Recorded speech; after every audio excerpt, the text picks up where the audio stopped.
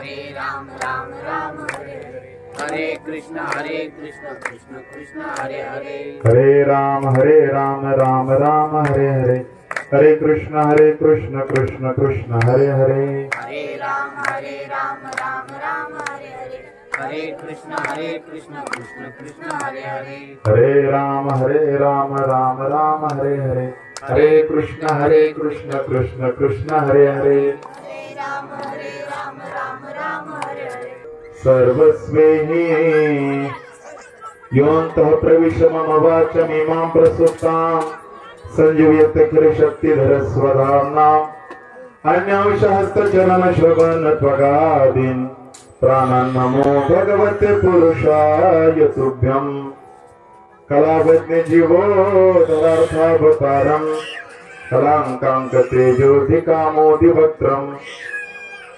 खलानिशवादापनोदारदक्षं समाधिस्थमूर्तिं श्रीभजे ज्ञानदेवं गगनाथ सरस्वती रवि शुक्ल प्रभुस्पतेन पंचेतास्मरे नित्यं वेदवाणी प्रवृत्तये विनायकं गुरुं भानु ब्रह्मा विष्णु महेश्वरान् सरस्वती प्रणम्यादौ सर्वकार्यर्थे शु सर्वदा नमो सद्गुरु तुकया ज्ञानदीपा नमो सद्गुरु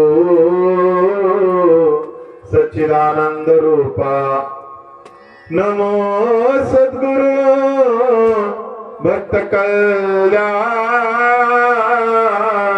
मूर्ति नमो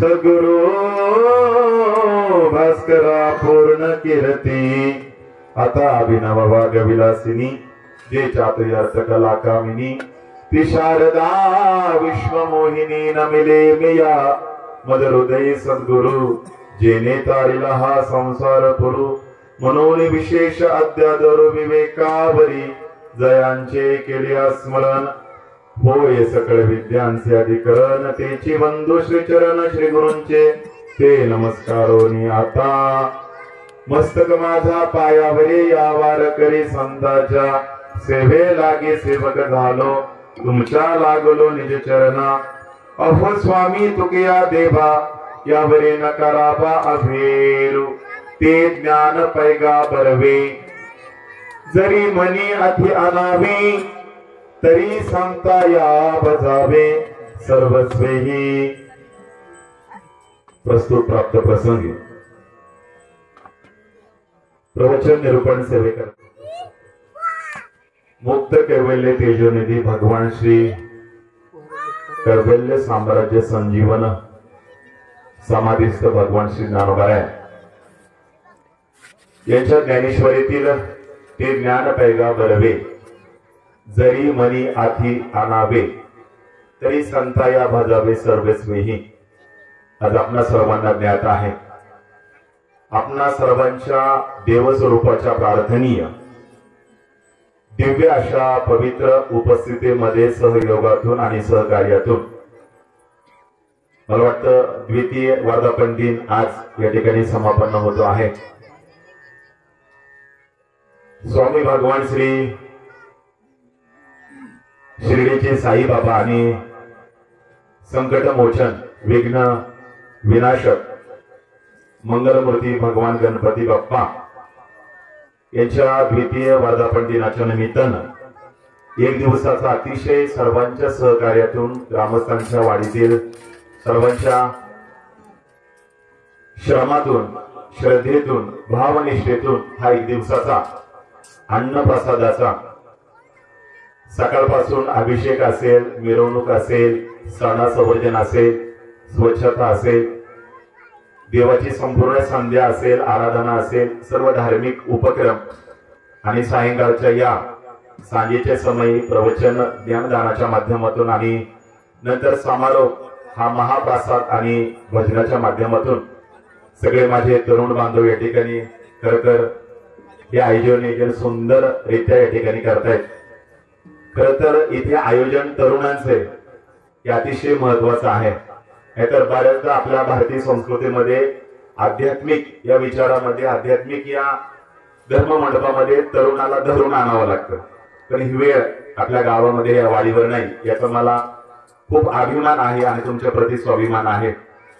डॉक्टर साहेबांनी कॉल केलेला मला तुमच्या वतीनं सांगितलं की महाराज, कोरोनाच्या कालावधीमध्ये, अगोदरच्या कालावधीमध्ये आम्ही सगळे तरुण बांधव एकत्र जमायचो आणि कुठेतरी एकत्र जमून कुठेतरी सुखदुःखांचं कुठेतरी समालोचन व्हावं, कुठेतरी प्रेमाचे दोन शब्द एकमेकांच्या प्रति आदराने बोलावेत, एखाद्याच्या दुःखामध्ये सहभागी व्हावं, त्याची फ्रिक्वेन्सी वारंवारिता कशी कमी करता येईल, या हेतून आम्ही कुठेतरी 4 चौघ 10 12 15 20 जण एकत्र जमायचं.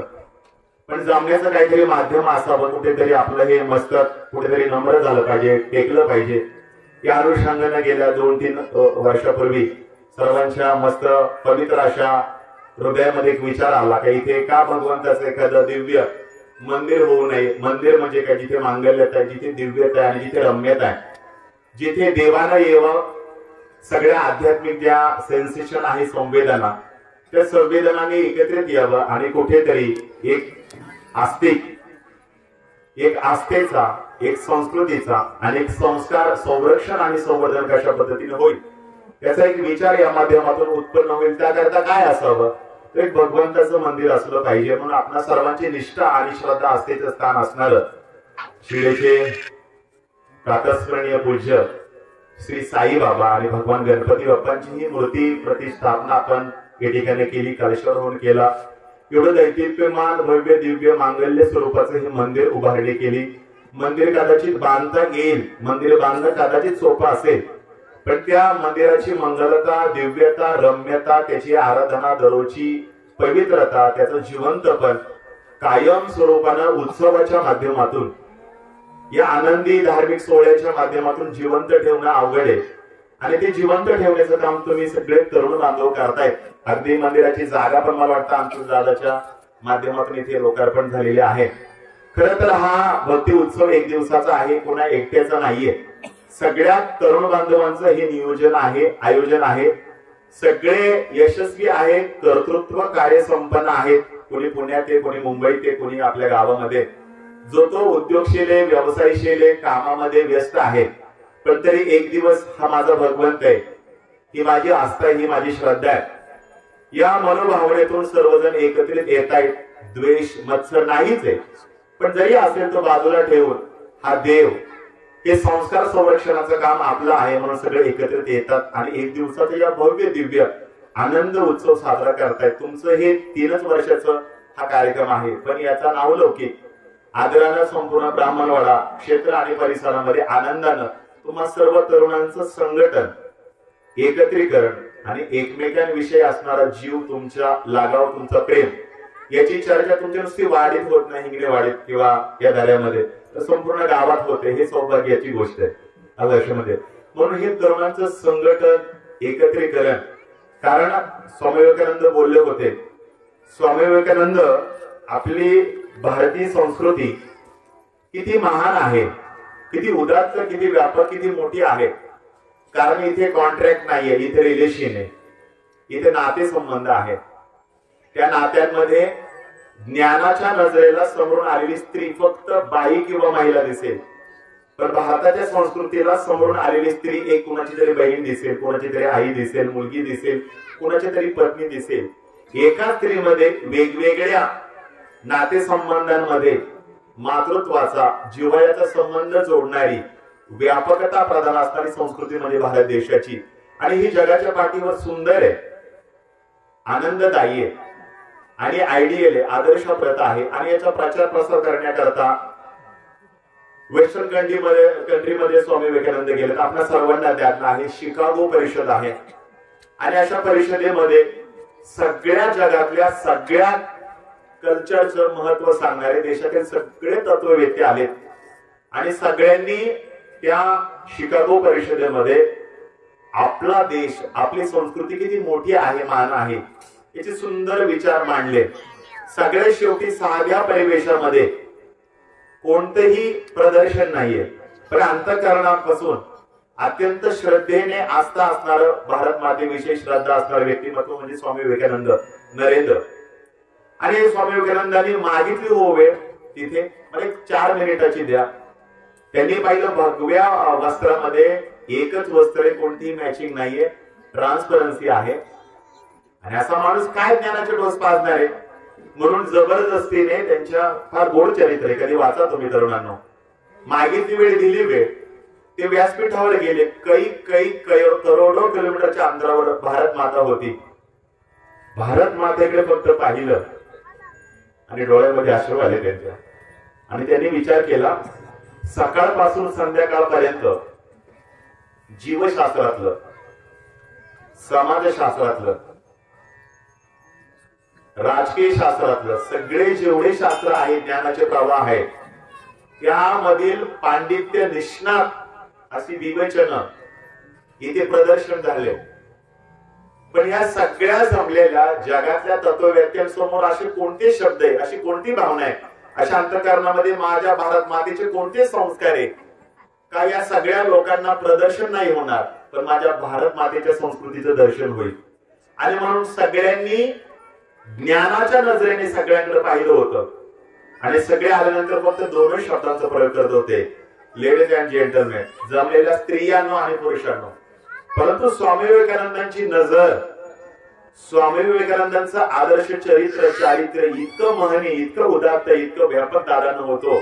ऐका, साधा माणूस, एकच वस्त्र, लुंगी बांधलेली आणि साधा सादरा, पण त्याचं मन, त्याचं हृदय, त्याची बुद्धी 7 समुद्राच्या पलीकडे सुद्धा किती व्यापकतेची होती.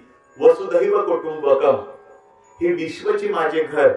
आपल्या माणसाला आपण आपलं म्हणू यात नवल नाहीये, पण बेमतलब नातेसंबंध नसताना, ओळख नसणाऱ्या सुद्धा व्यक्तीला तो देवाचा अंश आहे आणि तो माझा आहे आणि सखा आहे, ही आपली संस्कृती. म्हणून भगवान श्री ज्ञानोबरायांचं, माऊलींचं पसायदान, ज्ञानेश्वरीच्या शेवटच्या वाव्या, आनंद वाटेल तुम्हाला. हे आंतरराष्ट्रीय शांतता परिषद आहे ना जगाची, त्याच्या मेन हेड ऑफिसच्या पाठीमागे लावलेला आहे. तुम्ही तिथे आजही गेला, इंटरनेटवर जरी पाहिलं, विकिपीडियावर जरी पाहिलं, तरी तुम्हाला तो अभ्यास कळेल. आजही आपण तिथे गेलो ना तर तिथे पसायदान लावले. सांगू तुम्हाला, भगवान श्री ज्ञानोबराय शरीराच्या माध्यमातून जरी भारत देशामध्ये, महाराष्ट्रामध्ये, ऐका, आळंदी क्षेत्रामध्ये जरी आले असले, नेवासाला जरी ज्ञानेश्वरीची निर्मिती झाली असली, तत्वज्ञान जरी या महाराष्ट्र भारता समोर ठेवला असेल, तरी त्या तत्वज्ञानाचा परीघ, त्याचा प्रिमाइस, त्याच्या सीमा ह्या केवळ एखाद्या देशाप्रती, प्रांताप्रती, एखाद्या सीमेप्रती नाहीये. ऐका, ते ज्ञान, ते पसायदान एकट्या माणसा करता नाही, ते अवघ्या विश्व करताय. म्हणून येणे वरे ज्ञान देव आता विश्वात्मके देवे. ज्ञानोबरायांचा देव सुद्धा मंदिरातला नाहीये, दगडातला नाहीये, देवाऱ्यातला नाही, एखाद्याच्या चरणातला नाहीये. माऊली ज्ञानोबराय हे तत्ववेत्ते, नंतर संत आहे. का? त्यांचं हृदय, त्यांचे विचार आणि त्यांची श्रद्धा ही संकुचित गावापुरती, घरापुरती, राज्यापुरती, देशापुरती नाहीये. त्यांचा भाव, त्यांची आस्था, त्यांची संस्कृती आणि त्यांचे संस्कार भगवान ज्ञानोबरायांची हे विश्वात्मक स्वरूपाचे आहे. म्हणून माऊली ज्ञानोबरायांचा देव सुद्धा विश्वात्मक आहे.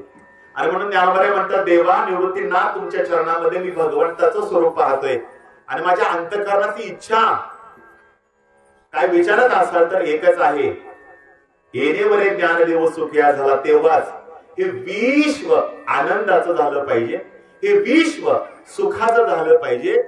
जे या दुरितांचे तिमिरे, जे खळपणा आहे, जी निकृष्ट अकर्म आहे, विकर्म आहे आणि सद्गुणांची वाढ झाली पाहिजे ना, ही फक्त माझ्या भारतीयांमध्ये नाही झाली पाहिजे, अवघ्या विश्वामध्ये हे युनिव्हर्सल शांतमय झालं पाहिजे.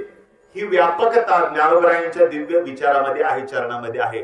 ऐका, स्वामी विवेकानंदांनी सुद्धा विचार केला. सगळे म्हटले स्त्रियांनो पुरुषांनो, चांबडीची नजर वापरली, चर्मचक्षुची. पण स्वामी विवेकानंद म्हटले मी यांना ज्ञान देऊ शकत नाही, कारण हे प्रगल्भ आहे, सर्जनशील आहे, प्रज्ञावान, प्रज्ञावंत बुद्धिमत्तेचे, यांच्यासमोर काय मांडू शकतो मी. स्वामी विवेकानंद म्हटले ग्रंथ, संशोधन, रिसर्च, थेसिस नाही मांडायचा. मांडायचं काय? फक्त माझ्या भारताची संस्कृती किती मोठी हो स्वामी, तुमची संस्कृती, माझ्या भारताची संस्कृती किती मोठी आहे हे सांगण्याकरता 4 तास, 10 तास, 24 तास, वर्ष नकोय. माझ्या भारताची संस्कृती जगात मोठी आहे हे सांगण्याकरता फक्त 2 शब्द सुद्धा पुरेसे.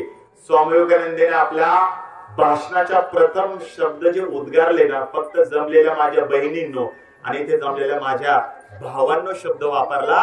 लोकांना जाणीव झाली, ज्याला तुच्छतेची वागणूक दिली, ज्याला शेवटचा क्रमांक दिला, ज्याला वेळ मागण्याची वेळ आणली, ऐका, हीन दर्जा देऊन सुद्धा, असमानतेची वागणूक देऊन सुद्धा, आपल्या चरणाविंदीन आपल्या प्रती जो सद्भावना व्यतीत करून सुद्धा इतक्या दूर होऊन आलाय, तरी आपल्याला भावाचा बहिणीचा दर्जा देतोय. हा देह ज्या मातृभूमीमध्ये घडला असेल, हा देह ज्या संस्कृतीमध्ये, विचारामध्ये, चरित्रामध्ये, चारित्र्यामध्ये, प्रेमामध्ये, स्नेहामध्ये मोठा आणि परिपक्व झाला असेल, तो देश, त्याची संस्कृती आणि त्याची रजकण किती पवित्र असेल. जवळजवळ 4.5 मिनिटे टाळ्यांचा कडकडाट चालू होता. 4.5 मिनिटे दादा हो. म्हणून आपल्या या जग हे एक कुटुंब आहे. या कुटुंबामध्ये भारत एक देवार आहे आणि या देवाऱ्यामध्ये देव असेल ना, तर ते आळंदी आहे, पंढरपूर आहे, ऐका, नेवासा आहे, पैठण आहे आणि आपलं क्षेत्र हे साईबाबांचं धाम आहे. ही संस्कृती इतकी मोठी, इतकी व्यापक आहे आणि या संस्कृतीचं अनुसरण मी सांगत होतो, तरुण नियोजन करतायत, किती आदर्शदायी, हा किती आदर्श घेण्याचा एकजुटांचा. नाहीतर आज आम्हाला बाहेर सांगावं लागतं प्रबोधनाच्या माध्यमातून, हिंदू धर्मामध्ये, हिंदू संस्कृतीमध्ये तरुण बांधव एकत्रित येत नाहीये, बळबळ एकत्रित येतात आणि ते पण आणावे का लागतात माहितीये. 4 आपले युवक जर एकत्रित आणायचे असेल ना भावांनो, तर कुणाला तरी एकाला मारावं लागतं. नाही अर्थ काळाला, अहो त्याला उचलण्यासाठी एकत्रित येतात नाही, ते एकत्रित येत नाही. पण सौभाग्य आहे, कारण तुम्हाला सांगू, ही भारत माता, हे रजकण स्वतंत्र झालेत, मुक्त झालेत, हे सुराज्य स्वराज्य झाले ना, तर इथे बलिदान, जीवाची आत्माहुती, त्याग आणि समर्पण, डिवोशन, हे तरुण बांधवांचे, मावळ्यांचे, मर्द मराठ्यांचे, शहीद वीर जवानांचे, स्वातंत्र्य सैनिकांचे, धुरंधर समाज राजकारणी लोकांचे आपल्या आयुष्य प्राणाला लावले. आयुष्य भगोरचे स्वातंत्र्यवीर सावरकर, त्यांचं कधीतरी चरित्र वाचा. ऐका, लग्न झाले, लग्न आणि शिक्षा झालीये. लग्न केल्यानंतर आपल्या पत्नीच्या समवेत त्यांना आनंदाचे 2 तास सुद्धा आनंद उपभोगण्याची मिळाले नाहीये. त्यांचा विवाह झालाय म्हणून त्यांच्या पत्नीला आनंद आहे आणि सावरकरांच्या डोळ्यामध्ये पाणी. पत्नी आली, म्हणाले काहू नाथ, ती प्राणनाथ म्हणायचे त्यांना, बरं का, आपल्या पत्नीला. नाथ, आपला विवाह झालाय, आनंद झालाय, आणि विवाहाच्या दिवशी डोळ्यामध्ये पाणी कोणाचं असतं का? तुमच्या डोळ्यामध्ये का अश्रू आहे, का पाणी आहे तुमच्या डोळ्यामध्ये? सावरकरांचं वाक्य समजू भाऊ, इतकं सुंदर वाक्य आहे, कधीतरी आदर्श घ्या. सांगू तुम्हाला, 10 जीव सुखी असतात या पृथ्वी तलावर, त्याकरता कुठेतरी एका जीवाला त्याग आणि समर्पण करावं लागतं. तुम्ही मी कुटुंबामध्ये, बायको समेत, मुलाबाळांच्या समेत, आई वडिलांच्या समेत, मंदिरातले देव आज सुरक्षित आहे, संरक्षित आहे. याचं कारण दिवस रात्र छाती उघडी करून कधीही पण गोळी येऊ देत आणि हा देह, हे भारत माते तुझ्या कारणी पडू दे, याकरता बर्फामध्ये -डिग्री मध्ये आपले सैनिक बांधव आपली रक्षा करतायत. म्हणून सुखाची आनंदाची आपण झोप घेतोय. इथे अवघा जवळजवळ आता 100 ते 150 कोटी लोकसंख्या होती आपली. इतका सगळा समाज सुखी ना, तर तिकडे काही लाख बांधव दिवसाची रात्र, रात्रीचा दिवस करताय. म्हणून हा सुखाचा आनंद आपण उपभोगतोय. याच्या जाणीव आपल्याला असल्या पाहिजे. याच्या स्वातंत्र्यवीर सावरकरांच्या डोळ्यामध्ये पाणी. का पाणी? स्वातंत्र्यवीर सावरकर म्हटलं, ऐक अर्धांगिनी, तू एका स्वातंत्र्य सैनिकाची, वीराची पत्नी आहे, याचा स्वाभिमान मला आहे. पण ऐक राणी, आज तुझा विवाह झालाय, पण तुझ्या जीवनाचं दुर्दैव आहे, तुला आज पती, मालक, कुंकवाचा अधिपती म्हणून या देहाचं नाव लागले. पण मला वाटत नाही हा देह तुझ्या आयुष्याच्या आनंदाकरता कधी कामी पडेल. कारण तुझं माझं लग्न होण्याच्या अगोदर हा देह मी माझ्या मोठ्या आईला समर्पण केलंय. आणि माझी आई ही मोठी आहे आणि तिचं नाव आहे भारत माता. म्हणून आई कड्या, तुला आज तुझ्या दुःखात मी कधी नसेल, तुझ्या सुखात मी कधी नसेल. कदाचित मुलं बाळ होतील माहिती नाहीये, लोक नाव ठेवतील, मैत्रिणी नाव ठेवतील, शेजारचे फादरचे विचारतील, नाव ठेवतील, बाई ग इतके दिवस झाले काय मूल बाळ नाही, काय नाही काय नाही. पण लक्षात घे, तुझ्या एका पतीचं समर्पण, तुझ्या एकटीचा पतित्वाचा त्याग हजारो भारतीय पुरुषांच्या जीवन जिवंत करणार आहे. हजारो लाख पत्न्यांना आपल्या पतीचा आनंद देणार असेल. ऐका, त्या दिवशी पत्नीला कळालं का देशासाठी पतीचं समर्पण काय असते. दादावती सुद्धा सावरकरांची पत्नी होती. ती म्हणजे नाथ काळजी करू नका, जगाच्या समोर सांगेल का जगातली एकमेव मी अशी स्त्री आहे का ती एका शूराची पत्नी, एका वीराची पत्नी आणि एका स्वतंत्र सैनिकाची पत्नी. सांगण्याचा भाग एकच आहे. कधीतरी हजारो चपाती ज्या गव्हापासून बनते त्या गव्हाचा आनंद घ्यायचा असेल ना, तर हजारो गव्हाचे दाणे आनंदाने अन्न म्हणून भक्षण करण्यापूर्वी कधीतरी एका दाण्याला मातीमध्ये गाडून घ्यावं लागतं. स्वामी विवेकानंदांना एका तरुण स्त्रीने विचारलं, स्वामी तुम्ही तुमच्या संस्कृतीचा देवाचा का नेहमी आदर्श सांगता हो. तेव्हा स्वामी म्हणतायत, माझी संस्कृती माझा देव धर्म इतका मोठा आहे. मग स्वामी चिंता काय, चिंता एकच आहे. ऐका बरं का, स्वामीजी म्हणताय चिंता काय, चिंता आहे एकच चिंता आहे, मी माझ्या देशामध्ये पुन्हा गेल्यानंतर माझ्या पाठीमागे हजारो लाखो 100 माणसं उभं राहिली तरी चालेल. मग स्वामी चिंता कशाची करताय, चिंता एकच आहे, मी माझ्या भारत देशामध्ये गेल्यानंतर आणि माझा हा देह समाप्त झाल्यानंतर, या देहाची इह यात्रा याचं आयुष्य संपल्यानंतर पुन्हा फक्त 4 नको, 3 नको, 2 नको, पुन्हा मी गेल्यानंतर पुन्हा फक्त विचाराचा एक स्वामी विवेकानंद पायदास आला ना तरुण बांधव, तर माझं जीवन आणि माझं लेखन, माझं जगणं सार्थकी झालं. हा एका तरुणाच्या क्रांतीचा उदय. म्हणून मला आनंद आहे, हे सगळं तरुणांचं नियोजन आहे, आयोजन आहे. थोडं तरुणांवर जास्त बोललो. चला, आज अक्षय तृतीया, आज अक्षय तृतीया पाहूत आपण. साईबाबांचं थोडस चरित्र पाहूया, गणपती बाप्पा पाहूया आणि मग थांबूया आपण. अगदी आजच्या पुढे 1 मिनिट पण जाणार नाही. ऐका, तरुणांचं नेतृत्व आहे म्हणून खूप आनंद आहे. आपण सर्वांना माहिती आहे आज आहे अक्षय तृतीया, बरोबर की नाही. आज वैशाख महिना सुरू होऊन आज तृतीया म्हणजे 3रा दिवस आहे. या तिथीचं नाव आहे अक्षय. अक्षय हे मुलाचं नाव नाहीये, अक्षय हे एका तिथीचं नाव आहे. आज का तिथीचं नाव आहे तर ऐका, ही सृष्टी उत्पन्न झाली तेव्हा विष्णू परमात्म्याच्या नाभी कमलातून आई ब्रह्मदेवाची उत्पत्ती झाली. थोडासा आजच्या दिवसाची संस्कृती माहिती असावी म्हणून बोलून जातोय. म्हणून ब्रह्मदेवाच्या मुलाचं नाव आहे अक्षय आणि त्याचा जन्म आजच्या दिवसाचा आहे म्हणून अक्षय तृतीया. एक कारण. मी तुम्हाला जवळजवळ 20 ते 22 आजच्या दिवसाचा इतिहास सांगणार, तुम्ही काउंटिंग करा फक्त. एक. दुसरी गोष्ट आहे का आपल्या या पृथ्वी तलावर जवळजवळ, या ना पुढे दादा, 3.5 मुहूर्त आहेत. 3.5 मुहूर्त सांगाल का तुम्ही जरा जरा आठवतात का तुम्हाला, सांगा जरा. एक दशहरा, दसरा बरोबर,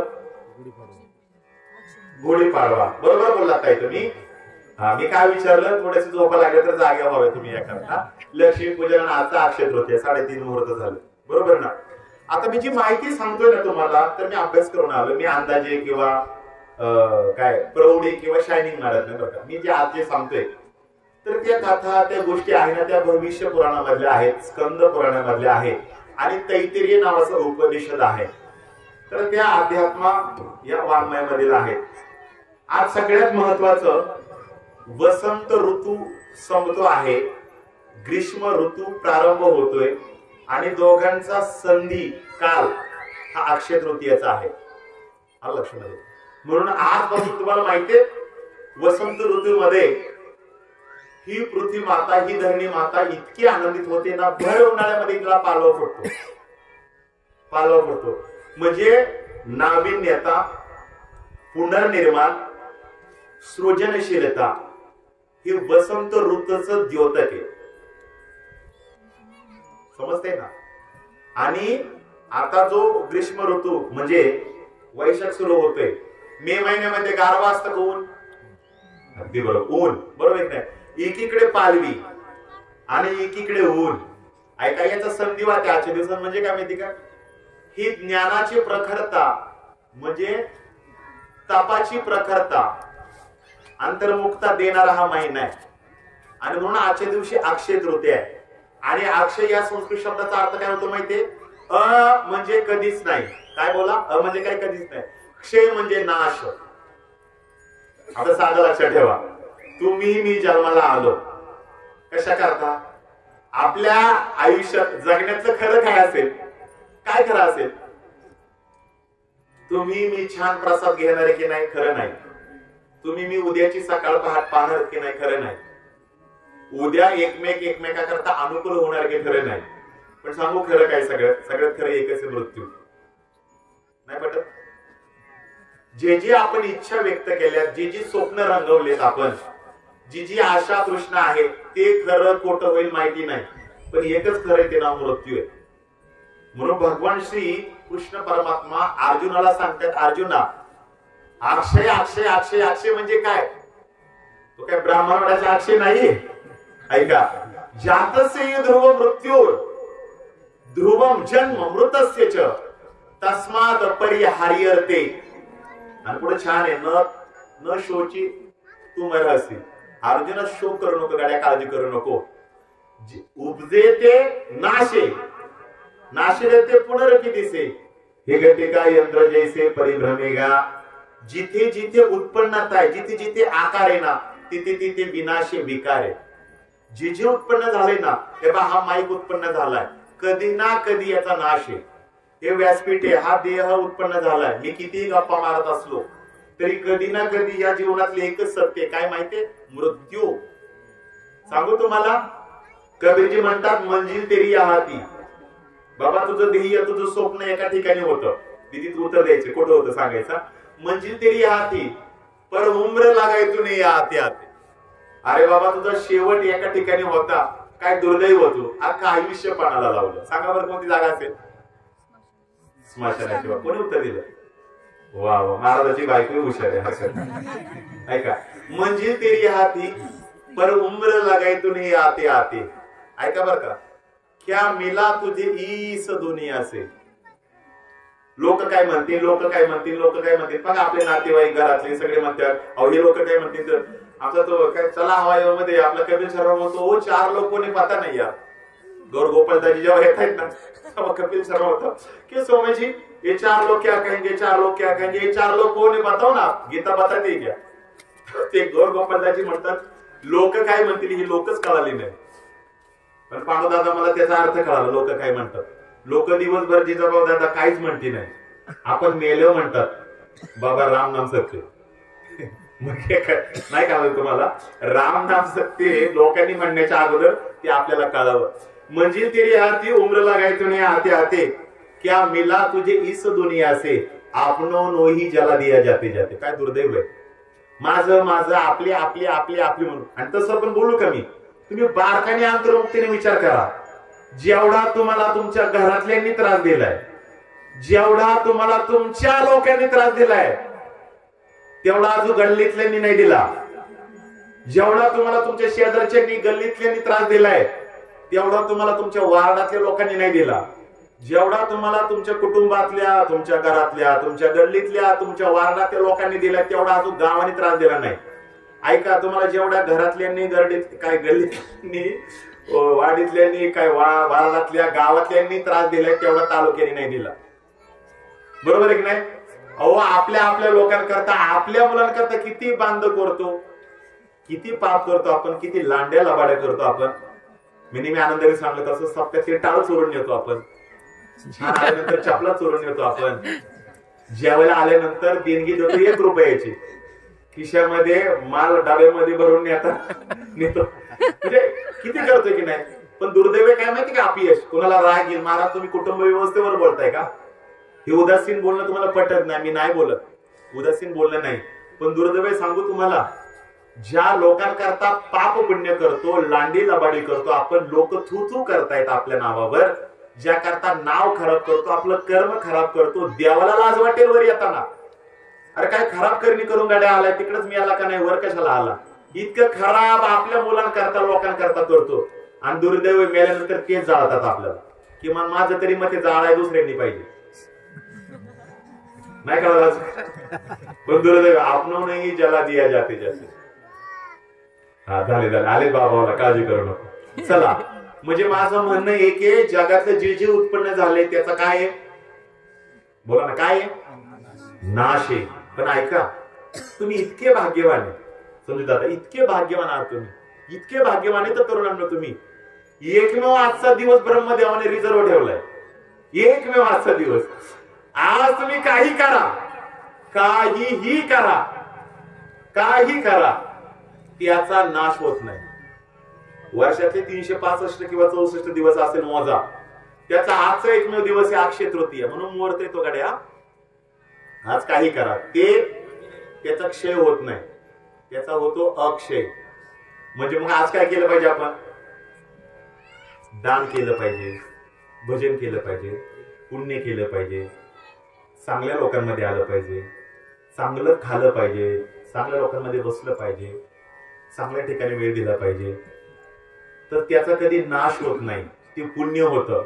पण हे विसरू नका, आजच्या दिवशी जर तंबाखूला चुना लावला, तंबाखू खाली, दारू प्यायली, मांस मच्छी केली, एखाद्याची निंदा केली, तर चांगलं आयोजन त्याला नाव ठेवलं, त्याच्यामध्ये काड्या केल्या, हा, तर ते सुद्धा पापाचं पुन्हा कधी, ते काय खोडरबरला काय म्हणतात इंग्लिश मधून, हा, इरेझरनी ते पुसलं जात नाही, हे पण त्यांना ठेवा. म्हणजे सगळ्या करते, आलं का? हे असं अक्षय आहे. तिसरी गोष्ट, आपल्या कालगणनेत 4 युग आहे, 4 युग. एक आहे सत्ययुग, त्याला कृतयुग म्हणतात. दुसरं आहे त्रेतायुग, नंतर द्वापर युग आहे, कलियुग आहे. त्याच्यातली वर्ष सुद्धा किती मी सांगू शकतो, आणि एकंदरीत वर्ष किती ते पण सांगू शकतो, पण त्यात वेळ जाईल नाही, ते काही कामाचं नाही. त्यातला आजच्या दिवशी कृतयुग म्हणजे सत्ययुगाचा, त्रेतायुग, द्वापर युगाचा, त्रेतायुगाचा, सत्ययुगाचा आणि त्रेतायुगाचा आज हॅपी बर्थडे, जन्मदिवस. म्हणजे त्रेतायुग आणि सत्ययुग निर्माण कधी झालं, तर ते आजच्या दिवशी निर्माण झालं. दुसरी गोष्ट, आमचे डॉक्टर जाधव आहे, त्यांची आई आज सध्या बद्री केदारनाथला काय मी सांगतो माहितीये का, या जगतामध्ये अश्वत्थामा, बली, व्यास, हनुवंश, बिभीषण, कृप, परशुरामश्चे सप्तैता चिरंजीव, सप्त चिरंजीव. लोक म्हणतात या जगामध्ये देव आहे किंवा नाही, पण मी असा उलटा महाराज, प्रत्येकाला मी जबरदस्ती करत नाही देवाला माना म्हणून. तो तुमचा स्वातंत्र्य, तो तुमचा निर्णय. देव मानण्यामध्ये जबरदस्ती करू नये. फक्त माझी एक जबरदस्ती, आपण देवाची आयडेंटिटी घेतो की नाही, देव आहे का? फक्त माझं एकच म्हणणे, मारता मारता तू जन्माला माणूस म्हणून आलाय, मारता मारता तू माणूस आहे का, एवढं फक्त विचार. बरोबर आहे की नाही? बरोबर आहे की नाही? आज आपण म्हणजे इथे नाही, आपण इतके त्रास देतो का शेजारचा आपल्या मरणाची वाट पाहतो. मग आपण माणूस आहे का, एकदा तरी विचार केला पाहिजे. आपण इतके द्रोही, इतके विघातक बनतो का लोक मरणाची वाट पाहतात. आम्हाला फिरणं होतं ना, तर लोक म्हणतात कुठून आलात? अच्छा, त्या वाडीतून आलात का तुम्ही? आता बघा, मी तरी शिंदे मातेवर गेलो तरी मला विचार, कोणी हिंगणेवाडीतून आलात का? आणखी ते म्हातारा जिवंत आहे का, मरणाची वाटत लक्षामध्ये. किंवा इतकं चांगलं जगलं पाहिजे, इतकं चांगलं जगलं पाहिजे. आपण मेल्यानंतर तालुका नाही रडला तरी चालेल, 4-5 गावं नाही रडली तरी चालेल, आपलं कुटुंब, आपली गल्ली आणि आपला वार्ड रडला पाहिजे, इतकं चांगलं जगलं पाहिजे. छत्रपती शिवाजी महाराज जेव्हा अनंतात विलीन झाले ना दादा, मावळे मराठी आमल सत्ता रडत होती, मावळे रडत होती. एक नवल काय, वाघ्या नावाच्या कुत्र्याला वीर सण झाला नाही, चित्तेमध्ये उडी टाकली, इतकं चांगलं जगलं पाहिजे. तुका म्हणे एका मरण्याची सरे उत्तमची उरे, जन्म मिलना भाग्य की बात, मृत्यू समय की बात, लेकिन मृत्यू के पश्चात लोगों के दिल में जीवित रहे ना, यह किए हुए अच्छे कर्मों की बात. तुकोबारे म्हणतात, तुका म्हणे सत्य कर्मा भावे साह्य घात लिया भय नरक जाणे. त्याकरता सद्गुणांचं, सत्य कर्मांचं जगणं हवं. बरोबर आहे की नाही? मी काय बोलत होतो, मला काहीतरी चालू झालं होतं. इतकं चांगलं जगणं पाहिजे आपलं, इतकं चांगलं जगणं झालं पाहिजे. तर ऐका, आज मी आजच्या दिवसाचा इतिहास सांगतोय. आज आहे ना, आज देव आहे का? तर देव आहे. कुठे देव माहिती? आज बद्रीनाथ आणि केदारनाथला नरनारायणाच्या स्वरूपामध्ये भगवंत मंदिरामध्ये आहे. आणि हा जो नरनारायण देव आहे ना, हिने काय चाटा मारत नाही बरं, खरं वास्तव आहे. या भगवंताची 8 महिने सेवा हे देव, यक्ष, किन्नर, गंधर्व करत असतात आणि 4 महिने माणूस करत असतो. मग हे नर नारायण वर्षातून 8 महिन्यानंतर पुन्हा माणसांना दर्शन देतात आणि त्याचा दरवाजा ओपनिंग होतो बद्री केदारचा.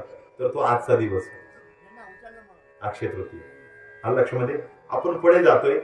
श्रीमद भागवत ग्रंथामध्ये भगवंताचे 24 अवतार सांगितले. त्याच्यामध्ये हयग्रीव वेदांना चोरून नेला, वेदांना चोरून नेलं होतं, त्याकरता एक भगवंताने अवतार घेतला. तो अवतार सुद्धा घेतला ना, तो आजच्या दिवशीचा आहे बरं का. पुढचा भगवंताने जे 24 अवतार घेतले ना, त्याच्यामध्ये आणखीन एक अवतार आहे परशुरामाचा. म्हणून आज कोकणात जर गेलात ना, आता बरेचसे मुंबईकर आले तिथं, तर ते कोकणी लोक बघा आज तिकडे परशुराम जयंती साजरी करतात. आणि कोकणाचा जो प्रांत आहे ना, तिथे जाळल्याशिवाय, म्हणजे आपलीकडे वावर आहे की नाही, नांगरून ठेवतात संजू भाऊ आणि उन्हात टाकून देतात, छान उगवतं. तिकडे तसं नाही, तिकडे नांगरत नाही. तिकडे लाल माती असते चिपळून. कधी तुम्ही पोलादपूर, खेडला गेलात, महाडला गेलात, माणगावला गेलात, संजू भाऊ मुंबईला आले त्यांना माहिती आहे. तर तिकडे त्या तांबड्या जमिनीवर असं सागाची झाडे, त्याचा तो पाला आणतात, जाळतात, भाजतात. बरोबर. ते परशुरामांचं ते कथा आख्यायिक आहे लक्ष्मीमध्ये. तर परशुरामांचा सुद्धा जन्म अवतार आहे ना भगवंताचा, तो पण आजच्या दिवशी. वृंदावन आहे, वृंदावन, मथुरे शेजारी वृंदावन. तर त्या वृंदावनामध्ये, निधीवनामध्ये कोजागिरीच्या दिवशी गोपिकांनी रासक्रीडा केली. भगवान कृष्ण परमात्म्याच्या समवेत रासक्रीडा केली. 1 दिवस झाला. त्या दिवशीची संध्याकाळ झाली पूर्ण आणि सगळ्या गोपिका आले. भगवान, आम्ही मागच्या जन्मांमधल्या जपी होत्या, तपी होतो, वेदातल्या रुचा होतो, श्रुती होतो, आम्ही माणसं होतो, साधू होतो, पण या वेळेस तुझ्या समवेत काहीतरी आनंद मिळावा याकरता आम्ही स्त्रियांची शरीर धारण केलो, गवळणी झालो. कुणी सासू झाल्या, कुणी लेकी झाल्या, कुणी सोन्या झाल्या, कुणी स्वतंत्र, कुणी परतंत्र म्हणून आलो. पण देवा परमात्मा, का रे तू इतका वियोग केला? कृष्ण म्हणतो, काय वियोग केला? अरे देवा, कोजागिरीचा हा दिवस फक्त 1 दिवस आणि 1 रात्र ठेवली. अच्छा, मग काय? तर त्या गवळणी म्हणतायत, तुका मने यासी न चले तातडी. देवा, एवढी घाई करू नका ना ही रात्र संपवण्याची. देव म्हणतात, सूर्याच्या, या पृथ्वीच्या, या परिभ्रमणाच्या पुढे जाता येत नाही.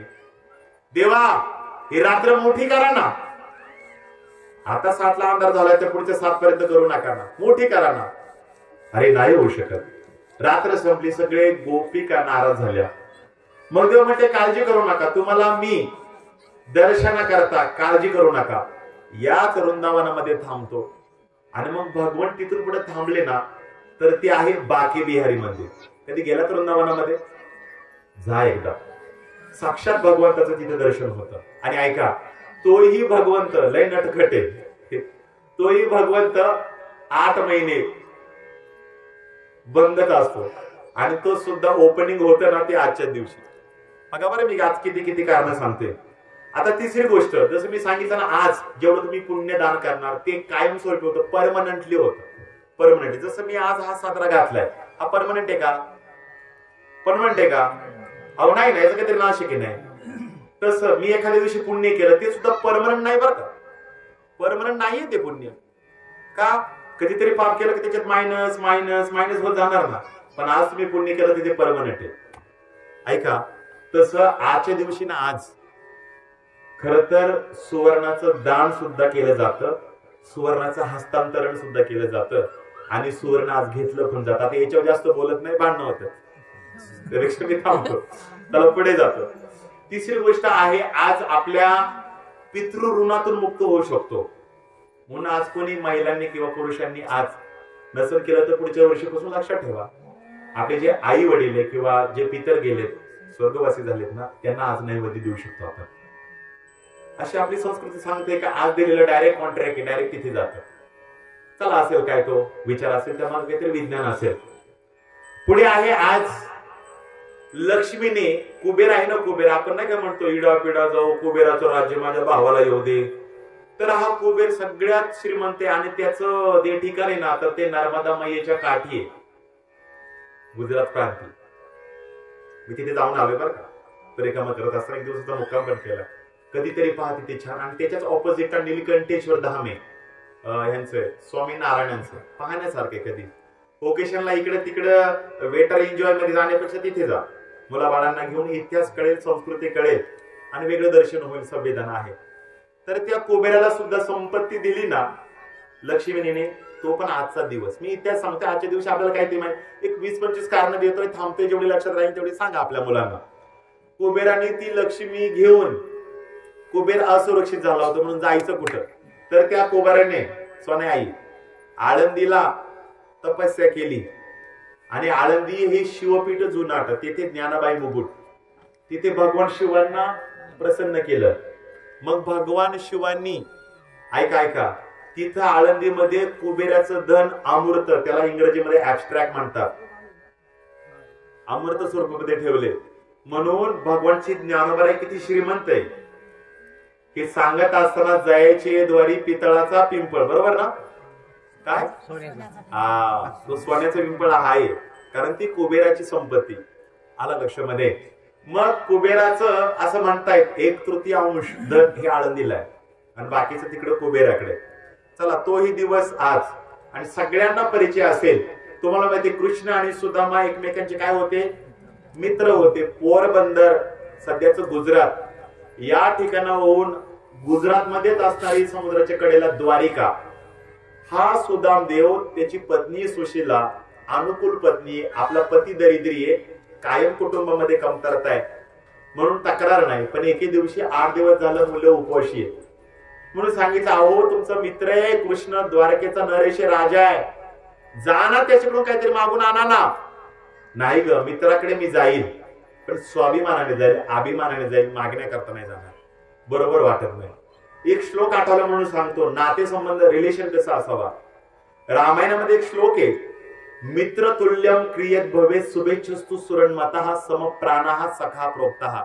3 मित्र सांगितलेत म्हणून ऐका मित्रांनो, मित्रत्व करायचं ना तर भाडे करारावर मित्र करू नका. मित्र करत असताना 3 प्रकारे करा, एक तर मित्र व्हा, नसेल तर त्याचा सुहृद व्हा, नाहीतर त्याचा सखा व्हा. मित्र म्हणजे काय, गणित जमतं पण गणित 36चा, गणित 63चा आकडा होतो, गणित 36चा आकडा होतो, त्याला म्हणायचं मित्र. ते काही कामाचं नाही, ते फक्त नावापुरतं, हा माझा मित्र आहे.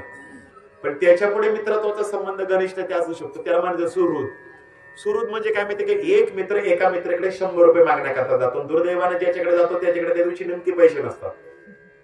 आणि मग हा जो मागे जातो तो म्हणतो, आपल्या इकडच्या आपण ते त्याला शिवी पण म्हणतो आपण, नाही का, आपण म्हणतो मूर्खा ना लायका, अरे माझी इतक्या दिवस तू भाड, आणि त्याला भाऊ शिवून आपण शिवी देतो.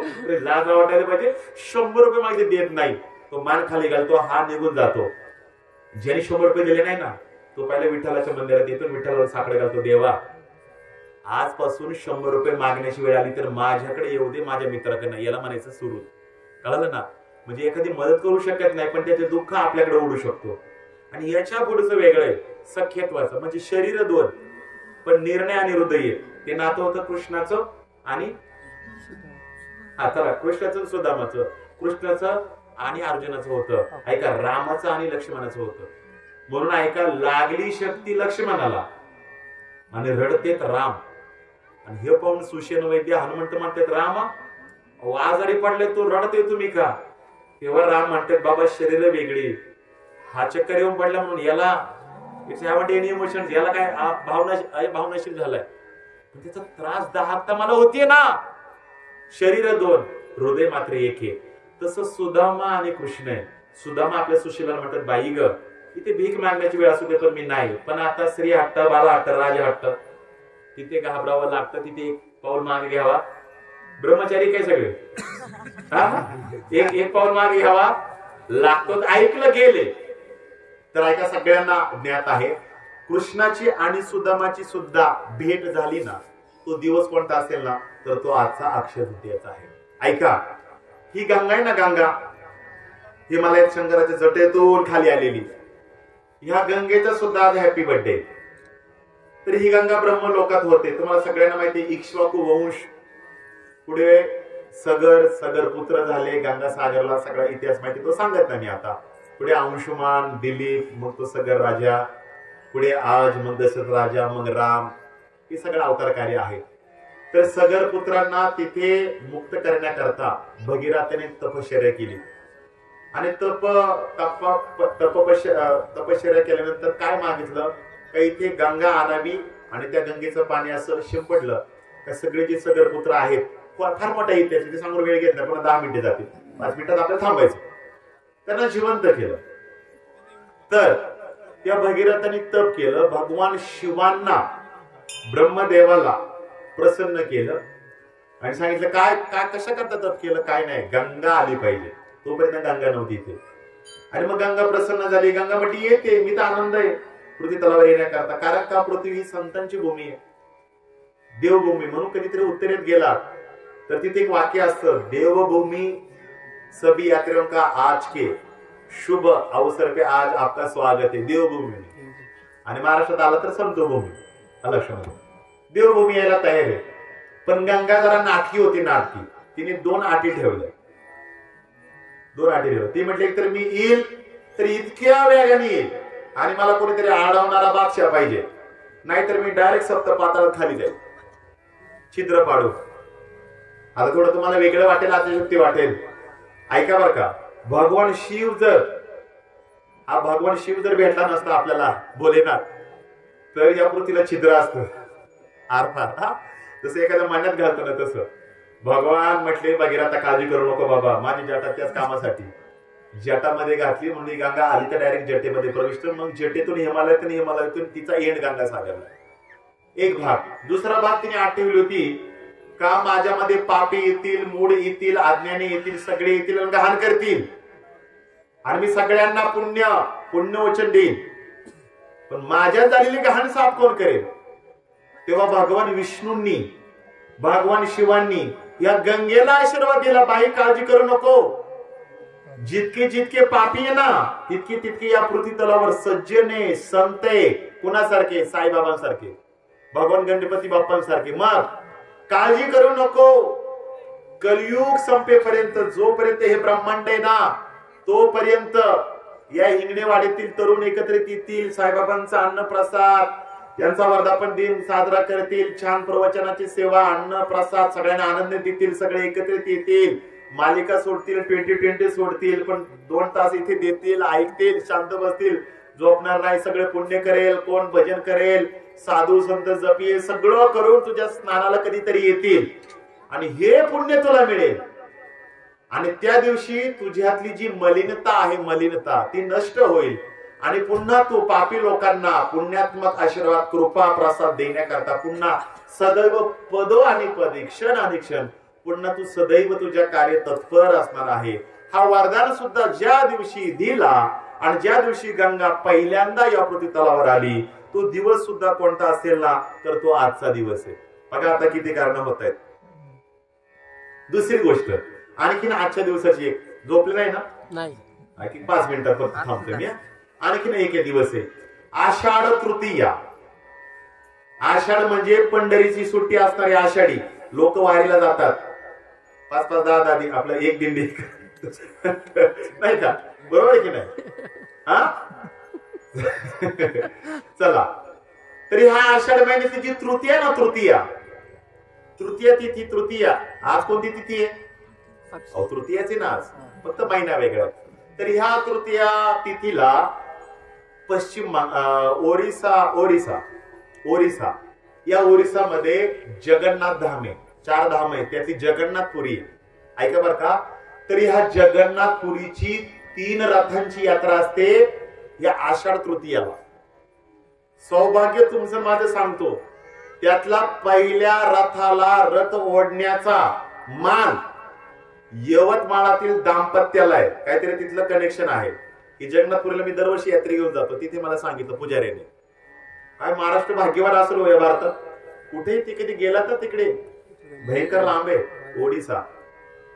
तर तिथे पहिला 3 रथांपैकी पहिला रथ ओढण्याचा जो मान आहे ना तो आपल्या महाराष्ट्राला आहे. किती सौभाग्याची. पण दुर्दैव मरेपर्यंत आपण गंगासागरला जात, आपण जगन्नाथपुरीला जात, म्हणजे जा बरं का. हे आध्यात्मिक म्हणून जाऊ नका. ही आमच्या वर्गाची क्लासमेट आहे कल्पना ताई आणि हे मिस्टरी त्यांचे. इतके आनंददायी हे कुटुंब आहे ना. हे कुटुंब किती पैसे कमावते, किती फ्लॅट घेतले हे महत्वाचं नाही. श्रीमंत ज्याचे त्याचे सगळीकडे. पण हे दर विकेंडला एखादा किल्ला जातील किंवा एखाद्या निसर्ग बरोबर ना निसर्गरम्य जाईल. म्हणजे जीवनाचा खरा आनंद. वर गेल्यानंतर यमाच्या हातामध्ये बांबू आहे, त्याला आम्ही म्हणतो फोक. तो म्हणणाऱ्या गाड्या तुला पाठवलं कशाला होतं, फक्त बांध कोरायला, लग्न मोडायला, बिनविरोध न होऊन द्यायला, चालू दिंडीच्या 4 दिंड्या करायला तुला. हा 4 बरोबर ना. चालू सप्ताह बंद पडायला तो उद्योग करून आलं.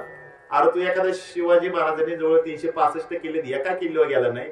गेला तर गेला, खालून गोवा घेणार पुडीवर टाकली, स्वच्छता केलं नाही. तू ही घाण करून आला. हा क्षेत्रांच्या ठिकाणी गेला, तिथं घाण करून केळ्याचे सातारे टाकून आला तू. अरे एक धाम पण पाहिलं नाहीये तू. किती छान निसर्गरम्य. कधी रामेश्वरमला गेला नाही, कधी केदारला गेला नाही, कधी बद्रीनाथला गेला नाही, कधी द्वारकापुरीला गेला नाही, कधी काय वैष्णवी देवीला गेला नाही, काय कधी विमानात बसला नाही. हा फक्त माझी बायको, माझी गाडी, माझी दाढी एवढाच करीत बसला मेला. हा असा आणतो तो. कुठं आणते हे विचारू नका, मला नंतर सांगेल. आलं लक्षामध्ये. तर हे गंगासागर आहे. तर ते 3ही रथ. आता मला सांगा, तुम्हाला मला साधा 3-4 लाखाचा पगार असतो महिन्याला, तर आपली शायनिंग किती असते हो. गावात आलो ना तर संजू दादाच्या गॅरेज मध्ये आपण तिला वॉशिंग करतो, शाखा चेक करतो, सर्व्हिसिंग करतो. इतका आवाज मारतो टार टार पूर पूर पूर. बरोबर आहे की नाही. आणि 5-6 वर्षांनी बदलतो, पुन्हा घेतो थार बीर वगैरे. बरोबर आहे की नाही. हा आता भगवंत सुद्धा ना प्रत्येक वर्षी गाड्या बदलतो. त्याच्या गाड्या म्हणजे हे 3 रथ आहे. बरं त्याचं गाड्या बदलण्याचं शोरूम मध्ये जाण्याचा पहिला दिवस कोणता आहे, तर तो आजचा दिवस. नाही कळाला अर्थ. म्हणजे आजच्या दिवशी ती 3ही रथ बनवायला सुरुवात केली जगन्नाथपुरीमध्ये दरवर्षी. आणि हे रथ बनवण्याचं काम कधी सुरू होणार, आषाढ द्वितीयेला संपणार किंवा आषाढ तृतीयेच्या सकाळपर्यंत, उशीर काल पहाटेपर्यंत हे काम संपणार आणि लगेच झोपणार. ती प्रचंड मोठी रथयात्रा असते. त्या जगन्नाथपुरी मंदिराच्या समोरचा जर रोड पाहिला भाविकांनो, तर इथून कानिमनाथ मंदिरा इतकं त्याचा व्यास आहे नुसता. काय रुंदी का लांबी म्हणतात त्याला. मग लोक किती असतील बघा. तर तो दिवस सुद्धा आज तुम्हाला झोपायला लागला. एक 5 मिनिटांमध्ये थांबलं चालेल. 5 मिनिटं उशीर झालाय. फक्त मला असं खुणवा चष्मा तुम्ही फक्त खुणवा, मी लगेच थांबतो. मी काय तुमचं आहे ऐका. आता शेवटचं सांगतो, थोडं साहेबांकडे येतो. लेवल आता किती कारणं झाले मोजा तुम्ही, राहिलेले नंतर परत कधीतरी गावात. द्रौपदी माता आहे, द्रौपदी माता. आणि तुम्हाला माहितीये पांडवांना अज्ञातवास झाला होता, खूप दिवसाचा झाला होता. 14 वर्षाचा ना का 12? 14 वर्ष झाला होता. असा अभ्यास पाहिजे. संजय भाऊला मी सकाळीच म्हटलं, दादा आम्ही राहतोय पुण्यात किंवा मुंबईत, पण आम्ही पुण्यात मुंबईत राहतोय हे कधी तुम्ही वाटून देत नाही. ते म्हणे का, अहो गावातला एक ना एक आनंदाचा क्षण आणि प्रगल्भ बुद्धिमत्ता आहे वयाच्या तुलनेनं. बातमी देणं, जनजागृती करणं आणि त्यांच्या वडिलांची सेवा, गुरूंची इतकी प्रचंड सेवा त्या घराण्यात, प्रचंड. आणि ते सगळे संस्कार त्यांच्यात उतरले. म्हणून एखादी गाडीचं काम लवकर झालं तरी चालेल, पण माझ्या गावचा एखादा सप्ताह आहे, उत्सव आहे, काळ्याची वाडी, शिंदेवाडी इथं, तिथं मला काल म्हटले काळजी करू नका. डॉक्टर साहेब तिकडे म्हटले, अहो मी तिकडे, मला कसं कळेल इकडे प्रवचनानं दान, काळजी करू नका म्हटलं. ईश्वरांनी सगळं, साईबाबांनी सगळं व्यवस्थित केलं. काय केलंय म्हटलं, संजय भाऊला पाठवणार आहे. हा म्हणजे आज सगळं जाईल, अपलोड होईल. चला हरकत नाही. शेवटचं सांगतो, मी थांबतो इथे. द्रौपदी ऐका. ह्या द्रौपदीकडे अगदी क्रोधायमान असणारे पुरुष, संत महात्मे, ज्यांचं नाव आहे दुर्वास. त्याची आता हा संस्कृत शब्द आहे, त्याची कधीतरी विग्रह केला, अनालिसिस केला आपण, तर त्याचा होतो वास म्हणजे सान्निध्य, ठिकाण किंवा जवळीकता, आणि दूर म्हणजे दूर. बघा आपण म्हणतो एखादा पाहुणा घरी ना आलेला किंवा गावातला एखादा माणूस असा असतो बघा, तो समोरच्या गल्लीतून आलो ना, आपण सुद्धा मेडिकल का तोंड करतो असं, आहे की नाही असं, आहे की नाही, किंवा दरवाजा लावतो. आपल्याकडे त्याच्याकडे 1-2 शब्द वापरतात. ती काय, अरे ती ब्याद आपल्याकडचा शब्द येतो, आठावे लागतात ते. ती ब्याद आली नको बा, घ्या कवडला. ऐका, द्रौपदी वनवास कालावस्थेमध्ये आपल्या पतींचं सौभाग्य राखायचंय तिला. ऐका बरं का. आणि आता तुम्ही इथे आलात तर इथे आपण काय घेऊन आलो तर काय नाही, फक्त देणगी देण्यासाठी 5-10 रुपये असतात, बरोबर की नाही. आणि प्रसाद घेण्यासाठी बुक घेऊन आलोय. बाकी काय घेऊन आलोय काय घेऊन? काही नाही ना. अहो ते तर वनवासामध्ये किती वर्ष झाले, दुर्वास आले, 17 खंडे अन्न मागितले, देणार कुठं. पण ही द्रौपदी सुद्धा इतकी छान होती. हिने भगवान कृष्ण परमात्म्याला नाही का नारी बीच सारी बीच नारी हे सगळ्यांना माहिती आहे, वस्त्रहरणाचा भाऊ म्हणून आला कृष्ण परमात्मा नाही का. द्रौपदीचा भाऊ झाला. एक गाणं पण आहे द्रौपदी सीते, बघा जुनं गाणं आहे मराठी. तर या द्रौपदीने भगवान सूर्यांची आराधना केली.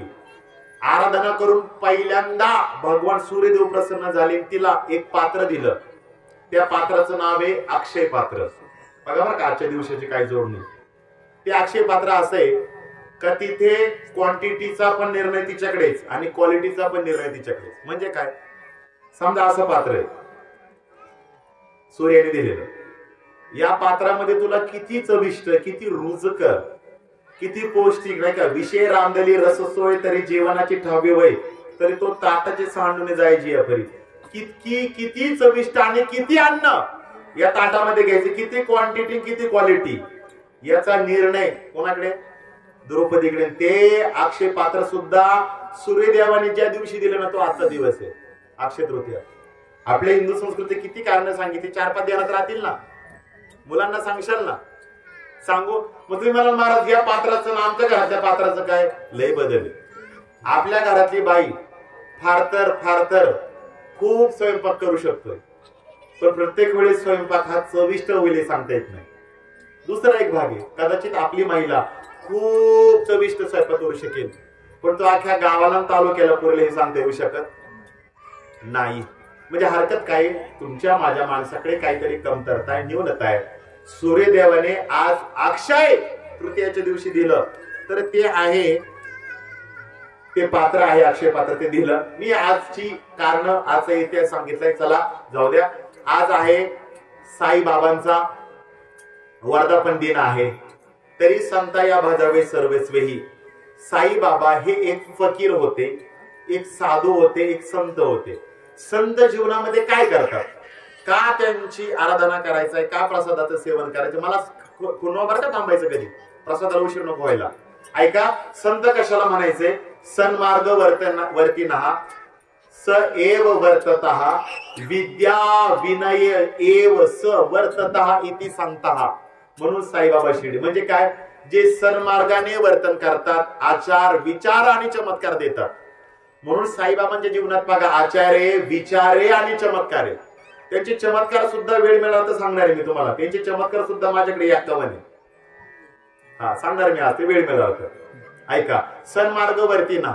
आणखीन काय त्यांच्याकडे? विद्या आणि विनय. आता काहींकडे विद्या आहे, समजा कदाचित माझ्याकडे थोड्यातलं थोडक्यात ज्ञान असेल, अभिमान आहे, ताठरता काय म्हणतो आपण त्याला, युगो बरोबर आहे. संतांकडे ज्ञान पण आहे आणि नम्रता पण आहे. नम्र झाला भूता त्याने कोंडिले अनंता.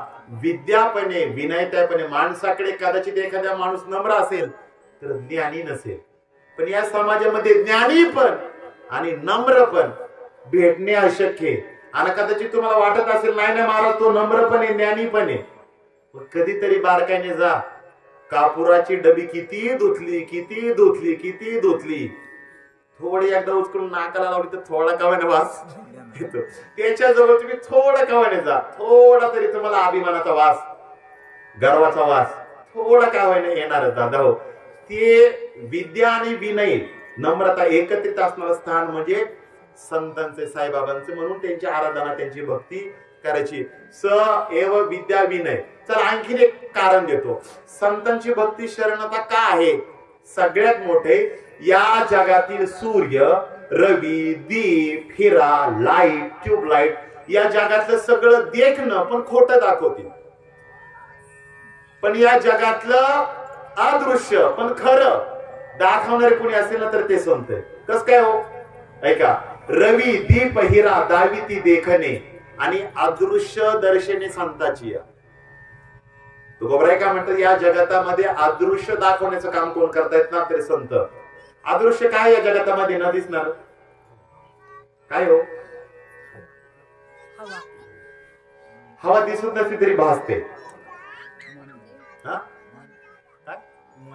मन दिसलं नाही तरी त्याच्या अस्तित्वाची जाणीव आहे. देव देव देव देव देव तुम्ही म्हणा देव जाणवतो की नाही? देव नाही जाणवत आपल्याला. का जाणवत नाही माहितीये? देव जर जाणवला असता तर आपल्याला देहाचा अहंकारच नसता. चला तो किचकट भाग होईल. एक देव आहे देव, तर ते देवाची प्रचिती काय, देवाचं दर्शन किंवा देवाचं ज्ञान देणारे कोणी असेल ना तर ते संत आहेत.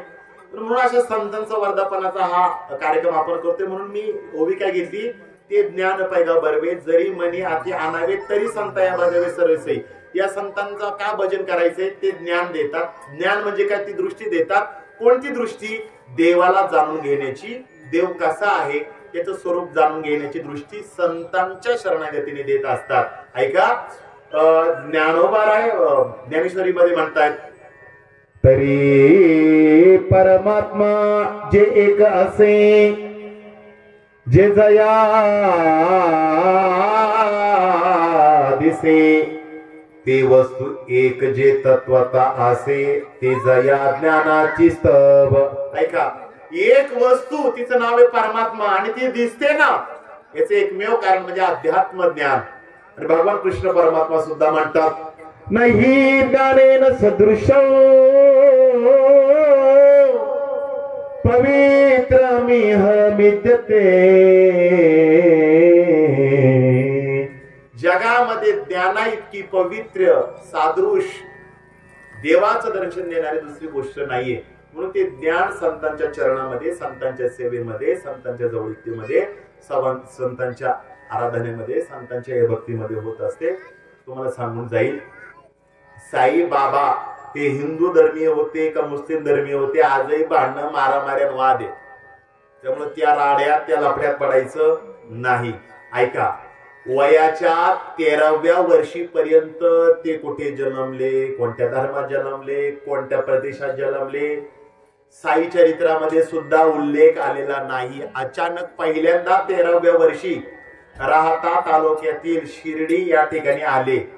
आल्यानंतर पहिले 3 वर्षे राहिले फकीरी अवस्थेमध्ये.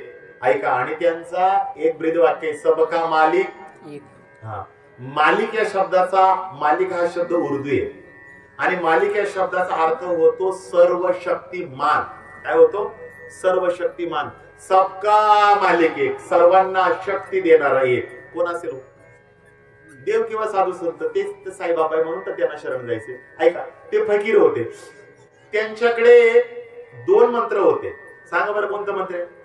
श्रद्धा आणि सबुरी. वा, किती छान. मी कशाला सांगायला तुम्हाला? श्रद्धा आणि सबुरी. मला खरं सांगा बरं, साईबाबाकडे इथे आल्यानंतर चपला नाही चोरायच्या. इथं प्रवचन किती गांधीर्य केलं हे नाही पाहायचं, इथे नियोजन कसं झालं हे नाही पाहायचं. इथे त्यांचे 2 प्रसाद घेऊन जायचे. एक आहे श्रद्धा आणि सबुरी. जीवनामध्ये सगळं काय चालतं ना फक्त श्रद्धेने चालतं दादा. श्रद्धा नसेल तर या जगामध्ये काही होत नाही, काही मिळत नाही. कामावर श्रद्धा, पतीवर श्रद्धा, पत्नीवर श्रद्धा, मुलांवर श्रद्धा.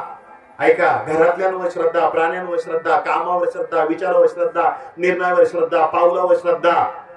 श्रद्धेशिवाय काय, अश्रद्धेने काय होणार आहे? काही होत नाही. अश्रद्धेमध्ये असफलता आहे, अश्रद्धेमध्ये दुःख आहे. चला तो भाग सांगत नाही, जास्त वेळ होईल. आणि सबुरी. सबुरी म्हणजे काय? सबर कर बंदे, मुसीबत के दिन चले जाएंगे, एक ना एक दिन हसी उडाने वालों के चेहरे उतर जाएंगे. लोकांना लय घाई असते, मला महाराज म्हणाल, लोकांना लय घाई असते, मला लगेच छान चाल आली पाहिजे. लय घाई असते, मला असं म्हणावं तसं म्हणावं. लय घाई असते, आज मला लगेच सरपंच करावं. लय घाई असते, आज मला खासदारच झालं पाहिजे. थोडा सबर कर बंदे. अरे थोडं थोडं थोडं. सब्र का फल कडवा होत आहे, बरोबर ना? थोडं मोठ्याने मला काय होतो? हा. आणि बायांनो, पुरुषांनो, हे जरा प्रपंचात वापरा जरा. थोडा थोडा थोडा जरा सबरीने घ्यायचं. फार आतताईपणा, फार घाई आणि वेळेच्या अगोदरचा निर्णय हा चुकीचा ठरतो. हा, वेळेच्या अगोदर निर्णय नसतो घ्यायचा, वेळेच्या अगोदर विचार करायचा असतो आणि वेळेत निर्णय घ्यायचा असतो. आपलं चुकीचं होतं, आपण वेळेच्या अगोदर निर्णय आणि वेळ आली का विचार. आणि मग काय होतं? काय करू महाराज, आळेपाटाला नेण्याच्या अगोदर डायरेक्ट मुंबईला नाशिकला नेलं असतं तर गडी वाचला असता. मग याच्यात फरक होते, बरोबर आहे ना. तसं अध्यात्मामध्ये प्रमाण देतो बरं का मी. साईबाबांचं का आपण एकनिष्ठ राहायचंय. तुका म्हणे नाही चालत तातडी, का अनुभव गोडी येईल कळो. काय अनुभव आहे तुमचा. नाचो कीर्तनाचे रंगी, ज्ञान दीप लावो जगी, ते ज्ञान पायगा बरवे. म्हणून संतय भज नाही का, हे ज्ञानाचे दीप सबुरीने न चाले तातडी. घाई करू नका पारमार्थ मध्ये. माणसं पंढरपूरला वारीला निघण्याची लय घाई करतात. कशाला, दिंडीतला आनंद मिळावा म्हणून. आणि संजय भाऊ दिंडीत आले तर कधी घरी जाईल याची घाई करतात. मी येतात कशाला बाबा, म्हणजे प्रवचनाला जायची घाई. आणि प्रवचन बाबा हा कधी सोडितोय पुन्हा यायची घाई. तर आता जास्तच झाले, थांबते खरं 2 मिनिटांमध्ये. ऐका, असं होतंय. अलग लक्ष्मीमध्ये पारमार्थामध्ये आपण जाण्याची घाई करतो. आता कदाचित जे लोक गेलेत की ना महिनाभर, ते गाडीवाला आणि चल झालं दर्शन लवकर, थांबायचं ना लगेच 1 मिनिट, चल चल. तर श्रद्धा आणि सबुरी साईबाबांकडून घेतलं पाहिजे. साईबाबा 3 वर्षानंतर पुन्हा 1 वर्ष गायब झाले, पुन्हा आले. तर ज्या निंबाच्या झाडेखाली त्यांनी साधना केली शिर्डीला, तिथे एक देवालय उभं राहिलं. काय म्हणतात, मस्जिद. आणि त्या मस्जिदीला काय नाव आहे आता गेलात तर, द्वारकामाई. अरे वा, द्वारकामाई. छान ऑब्झर्वेशन, हे पत्रकाराचंच असतं. द्वारकामाई बरं का, ती पूर्वीची मस्जिद होते. आणि तिथे मी आता नाव सांगितलं काय सेवेकराचं, महाराजांना काय महाराजांना सेवेकरी होता तो. त्याला थोडं कळालं. आता काय होतं माहिती मंडळी, एक म्हणे फॅमिलिरिटी बिल्ड्स कंटेम्प्ट, अतिपरिचयात आवडणे होते. काय होते, एखादा अधिकार संपन्न व्यक्ती जवळ आला ना तर त्याचं महत्व कळत नाही आपल्याला, कळत नाही. मोठा माणूस जवळ आला. 3 वर्षात महाराजांना कळालं का हा फकीर आहे, अवली आहे, साधू आहे, संत आहे. मग हे 1 वर्ष गायब झाले. तर त्याने तिथे दिवाबत्ती काम चालू ठेवलं. पुन्हा 1 वर्षानंतर आले मात्र साधना. मग त्यांनी लय चमत्कार केले. आचार, साधू संत आहे ना, पहिल्यांदा आचार देतात. लोक ऐकती नाही. लोक म्हणतात येडे, त्याच्या पुढे नादी लागतात, ती येड महाराज आहे. आचार देतात, लोक त्याला येडे ठरवतात. मग ते पुढचे गुगली टाकतात. मग ते साधू विचार देतात. गोविंद महाराजांचं सध्या आता विचार द्यायचं काम चाललं नाही का. गोविंद महाराज हांड्याला लोक म्हणतात येडा आलं, म्हणजे महात्म्य कळत नाही. पण गोविंद महाराजांसारखा या नगर नाही, पंढरपुरात कोणी नाही. याची अक्कल फक्त ब्राह्मणाच्या मूर्ख लोकांना पाहिजे. त्याच्या सिंपल लिव्हिंग, साध्या धोत्रावर जातात. पण त्यांचं धर्मासाठी संजय भाऊ काय समर्पण आहे. कधी संसाराच्या गप्पा आहे का, चला असू द्या. आचार देतात, नाही तो पटला का साधू दम नाही करते, पुढची गुगली टाकतात, विचार देतात. आणि ते नाही जमलं का मग साईबाबांची इच्छा नाही, भगवान श्री नरबऱ्यांची इच्छा नाहीये, पण दुर्दैवानं लोकांनी नमस्कार करावा म्हणून चमत्कार करावे लागले. एकाही साधूची इच्छा नाही बरं का चमत्कार करावे, रेड्यामुखी वेद बोलावे, अजिबात इच्छा नव्हती. जड भिंतीने चालावं मुळात सुद्धा इच्छा नव्हती हो. ऐका, साईबाबांनी पाण्यावर दिवा पेटवले, अजिबात इच्छा नव्हती. एक दैनिक आला होता, 8 दिवस राहण्याची इच्छा. साहेब म्हणले तू पहिला पळ. का पळ, तर त्याच्या गोदामाला आग लागली होती. आणि मग त्याला कळालं साईबाबांनी का पाठवलं. साईबाबांची 51 चमत्कार आहेत. एक मुलगी आली होती सर्पदंश होत, फक्त हात फिरवला, चमत्कार. आता ते चमत्कारात चमत्कार असतं, जे विचार करणारे पलीकडचं. चला, असे चमत्कार करणारे साधू संत आहेत, ते साईबाबा आहेत. भगवान गणपती बाप्पांची सुद्धा इथे आराधना आहे. रेडी स्वयंपाक, पावसाचे दिवस आहे, 8:15 झाले. मी थांबतो आहे, 1.25 तासाची सेवा होते. मी ह्या तरुण बांधवांना, आता मला तरुणांची थोडी क्षमा मागा, सगळ्यांची नावं काही माहिती नाही, पण तुमच्या चरणावर प्रचंड श्रद्धा आहे. मला फक्त 2च व्यक्ती इकडल्या परिचित, हे भाऊ जाधव सर, डॉक्टर प्रवीण दादा आणि अंकुश दादा. पण तुम्ही म्हणाल मला त्यांची नावं घेतली तर परिचयाची, ते मी क्षमा मागतो तुमची. पण मला दादाने सांगितलं आम्ही फक्त नामधारी, पण खरे सगळे तरुण बांधवे, त्यांना बुजुर्ग देणारी लोक आहेत. तुम्ही सर्वांनी अगदी शांत चित्तेने ऐकलं. या ठिकाणी आमच्या दादांनी सुंदर ध्वनिक्षेपण व्यवस्था दिली. संजय भाऊंनी हा सगळा आजचा आनंद विशिष्ट साधनामध्ये आज तो कैद केलेला आहे. कोणताही अभिमान, कोणताही असं पारदर्शी व्यक्तिमत्व आले त्या ठिकाणी. तुम्ही सगळ्यांनी ऐकलं. तर मला शंका आली होती, म्हटलं जिथं पिकतं तिथं विकतं का नाही. आमचा पांडुदादा म्हटलं होता नाही तुम्ही चला लोक असणार, पण एवढे छान तुम्ही ऐकलात. एका कीर्तनाला जमत नाही लोक, एवढी तुम्ही जमलात. हे तरुण बांधवे अत्यंत स्वच्छंदी, निराकार, असे निर्विकार हे तरुण आहे. मी एकच सांगेल साईबाबांना, माझ्या तरुणांना इतकी विल पॉवर, इतकी इच्छाशक्ती दे, इतकं उत्तम आरोग्य दे, इतकं संघटन दे, इतकं नेतृत्व दे. सांगू तुम्हाला तरुणांच्या प्रती, सुखदेव भगतसिंग राजगुरू यांनी घेतली देहाची होळी करून, म्हणून कधी तरी त्यांची स्मरण करून तुमचे एवढे अंतःकरण भरून राहा. ज्ञानोबा तुकोबांच्या विचारांना धरून, साईबाबांच्या विचारांना धरून, गणपती बाप्पांच्या विचारांना धरून, आणि तेव्हाच तुम्ही दिसताय या हिंगणेवाडीतील आदर्श तरुण. एक लक्षामध्ये असे तुम्ही हे आदर्श तरुण आहात. आणि म्हणून तरुणांनी आता बाहेर जात होता, आम्ही तरुणांनी इथे बाया नाचवल्या असत्या, ऑर्केस्ट्रा आणला असता, तमाशा आणला असता. पण सांगू, या प्रवचनातून कदाचित तुम्हाला वाटत असेल उदासीन विचार आहे, पण या प्रवचनातून एक वाक्य परिणाम करणारं झालं. आजच्या दिवसाचा एक इतिहास कळाला तर हा इतिहास तुमच्या मुलांना तुम्ही सांगाल, ही संस्कृती, ही माझी भारत माता इतर संस्कृतीच्या तुलनेने किती मोठी, किती व्यापक आहे, किती उदात्त आहे, याच्या जाणीवा. भारतीय संस्कृती म्हणून ही वेगळीकता राहील, तिचं संरक्षण संवर्धन होईल. हाच मनोभाव हा तरुणांना योग्य वयात आहे. नाहीतर म्हाताडी असतात, आम्हाला पण या ब्राह्मणाला शिकताना लय त्रास झाला, चुकला पाकवाद का बोलला म्हाताडा थेरडा, ठेव टाळ, चुकला टाळ. म्हणून या घाणी म्हाताडी जोपर्यंत मरत नाही तोपर्यंत या महाराष्ट्राच्या वारकरी संप्रदायाचा विकास होत नाही. म्हणून जेवढी भजन्यांनी वाटोळ केलं घाणींनी, तेवढं वारकरी संप्रदायाचं कोणीही वाटोळ केलं नाही. मी पण एक भजनी. म्हणून तरुणांनो, तुमच्या हातात आले, त्यामुळे सदैव आता पुढच्या वर्षी माझं प्रवचन अजिबात ठेवायचं नाही अंकुश भाऊ. दरवर्षी वेगवेगळा वक्ता आणायचा, दरवर्षी ताटात नाविन्यानं द्यायचंय. काही वक्ते आणण्याकरता काही मदत लागली तर मी अवश्य मदत करेल. आर्थिक पण बाजू माझ्या अंगावर टाकायची तर बिंदास टाका, अधिकारीने टाका, त्याला पण मी राजी आहे. कोणतंही काम द्या आदर्शाने. एका गावातल्या पुत्राला थोडी साईंची सेवा करण्याची संधी दिली, म्हणून तुमच्या चरणांनी नतमस्तक होतो. कोटी कोटी आभार व्यक्त करतो. चांगलं कम्युनिकेशन आहे, एकजुटे, इतका छान महाप्रसाद आहे. पुन्हा मी या साई प्रतिष्ठान मंडळाच्या वतीनं समस्त सगळे येथील भाविक, वाडी वस्तीतील, गावातील पाहुणे मंडळी, ज्यांनी तन मन धन सेवा अन्नदान प्रसाद ज्या ज्या देणगी पावत्या फाडल्यात, त्यांना कोटी कोटी या साई दरबारामध्ये कोटी कोटी आरोग्य सुख संपत्ती लाभो, उत्तम आरोग्य मिळो, हीच ईश्वरचरणी प्रार्थना करूया. वाणीला पूर्ण विराम देऊया. पुंडलिक वरदे हरी विठ्ठल, श्री ज्ञानदेव तुकाराम पंढरीनाथ भगवान की जय. माऊली ज्ञानेश्वर महाराज की जय. आपल्या गावामध्ये आणि हिंगणे वस्तीमध्ये 2 दिवस, वर्षातून सगळ्यांनी 2 दिवस एकत्र यावं आणि छान आनंदाची उधळण करावी, हा उद्देश या तरुण मुलांनी धरला आणि तो सार्थकी लावला. एखादा निर्णय घेणं खूप सोपं असतं, पण पाहिलंय कोविड नंतरच्या काळामध्ये देणगी देऊन महाराज मंदिरं खूप उभी राहतात, पण जेव्हा अंग मेहनतीची कामं करण्याची वेळ येते तेव्हा माझ्या या शेतकरी मायबापांनी त्यांच्या शेतीची कामं सांभाळून मंदिर उभारले. ह्या गोष्टीचं मला फार कौतुक आहे.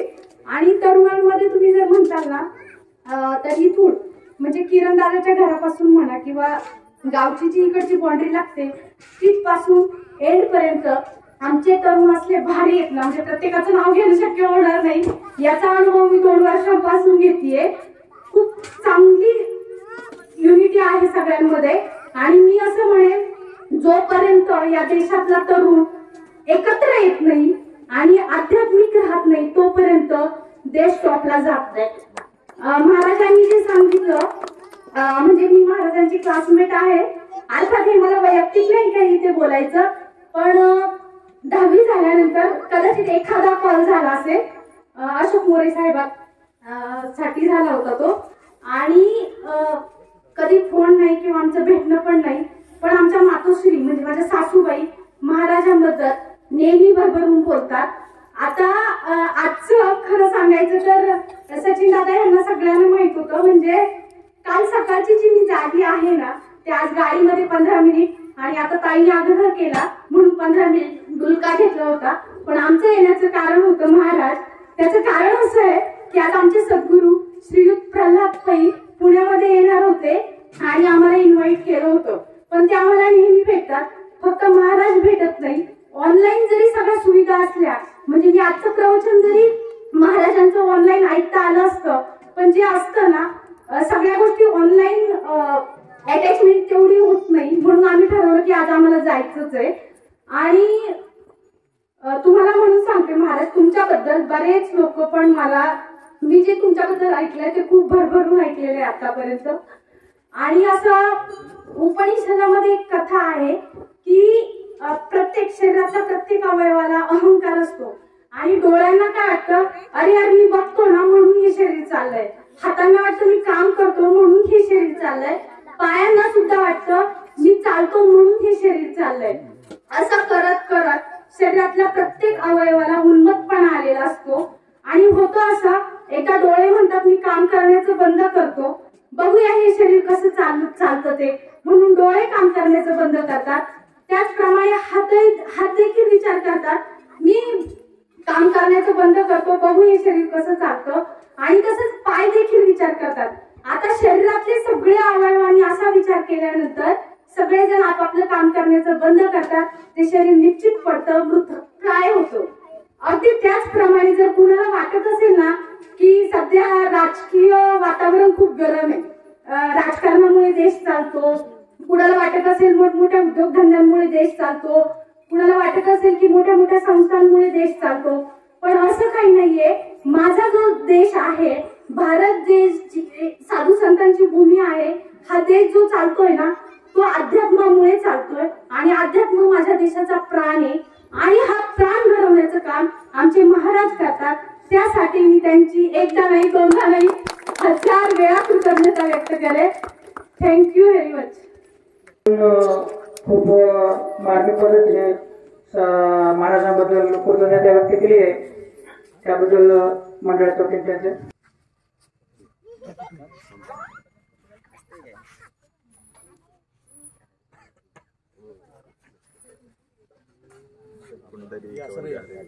श्री ज्ञानदेव तुकाराम पंढरीनाथ महाराज की जय, माऊली ज्ञानेश्वर महाराज की जय, गुरुदेव दत्त सद्गुरु साईनाथ महाराज की जय. हॅलो हा माध्यमातून आज या ठिकाणी अतिशय उत्साहाच्या वातावरणात हा सोहळा या ठिकाणी संपन्न होतोय. खऱ्या अर्थानं आपली संस्कृती जर कुठल्या गोष्टीमुळे टिकून असेल तरी या हरिनामामुळे टिकून आहे. हरिनाम का घ्यायचं तर खऱ्या अर्थाने आपल्या मनाची शुद्धी व्हावी म्हणून हरिनाम घ्यायचं असतं. खरं तर या तरुणांचं मी मनापासून कौतुक करतो, कारण एवढी छोटीशी वारी आहे आणि या ठिकाणी हा उत्साह एवढ्या मोठ्या उत्साहात संपन्न होतोय. आपण सर्वजण या उत्साहाला या ठिकाणी उपस्थित राहिलात त्याबद्दल मी आपल्या सर्वांचं मनापासून आभार व्यक्त करतो. या सोहळ्याच्या आपल्या सर्वांना शुभेच्छा देतो आणि थांबतो.